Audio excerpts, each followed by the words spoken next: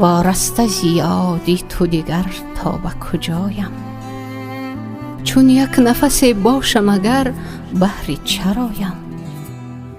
آنی که به یادش سحرم شام و شبم روز، باشد که همان دل سیه سارش بربایم.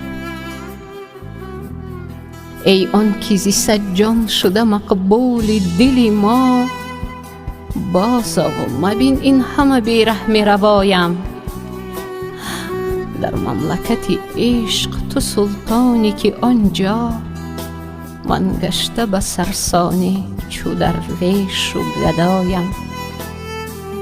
عشق تو نسا گشته چو مفتاح دل ما، خواهد که جهان پر شود از موج صدایم.